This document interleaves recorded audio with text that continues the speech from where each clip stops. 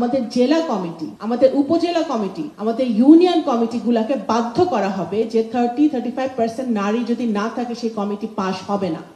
সেই জায়গাটা যখন আমরা রাজনৈতিক দলগুলো যখন বাধ্য করবে তখনই কিন্তু আপনার রুট লেভেল থেকে উইমেন লিডারশিপ গ্রো করবে। তার আগে এটা খুবই সমস্যা।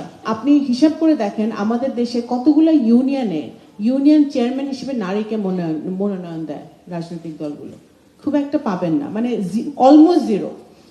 আচ্ছা, including my own party BNP. আমি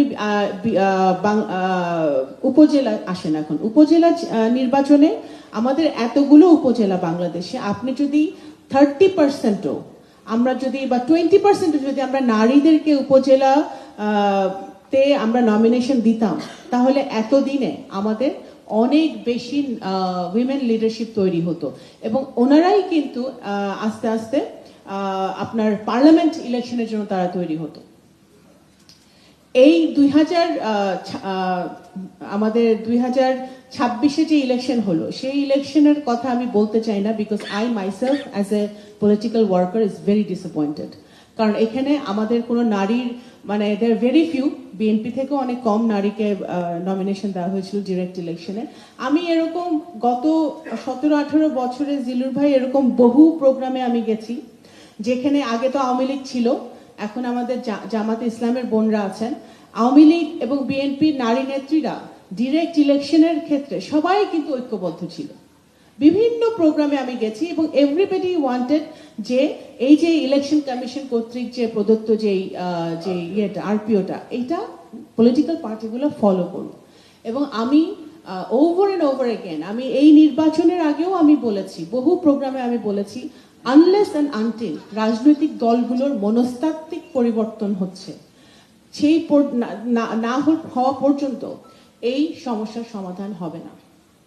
আমাদের পলিটিক্যাল পার্টিগুলোর কনসিয়াসলি বুঝতে হবে যে আপনার যেখানে, বিশেষ করে বাংলাদেশে যেখানে আমাদের অর্ধেক পপুলেশন নারী, সেখানে বাংলাদেশের কোনো উন্নয়ন, when you talk about development, no development is possible without when you leave behind this 50%.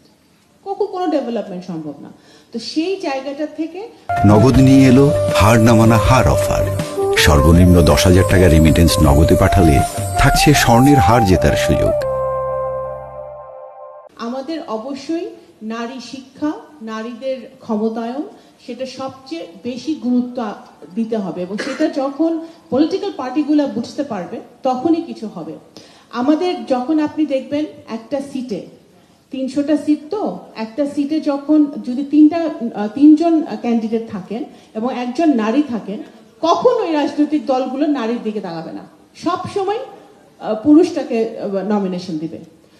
এবং এই যে মনস্তাত্ত্বিক যে সমস্যাগুলো, এই সমস্যাগুলো যতদিন আমরা চেঞ্জ না করতে পারবো, রাইটলি সেড, এখানে এই যে ও বলেছে, অনেকদিন পরে তোমার সাথে দেখা হলো, ও রাইটলি বলেছে যে আমাদের স্ট্যান্ডিং কমিটিতে একজন নারী, আমাদের ভাইস চেয়ারম্যান কয়জন আছে, আমাদের অর্গানাইজিং অনেক দিন পরে দেশনেত্রী বেগম খালেদা জিয়া লাস্ট কাউন্সিলে ওনাকে আমি মানে অত্যন্ত মানে শ্রদ্ধার সাথে আজকে স্মরণ করতে চাই যে আমাদের 2জন অর্গানাইজিং সেক্রেটারি উনি করেছিলেন লাস্ট কাউন্সিলে, এবং উনি লাস্ট কাউন্সিলে চেষ্টা করেছেন যে আরো অনেক বেশি আমাদের এক্সিকিউটিভ কমিটিতে নারীদেরকে স্থান দেওয়ার।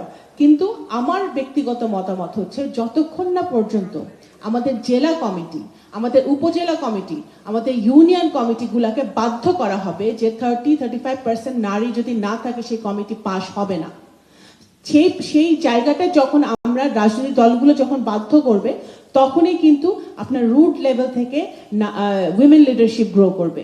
তার আগে এটা খুবই সমস্যা।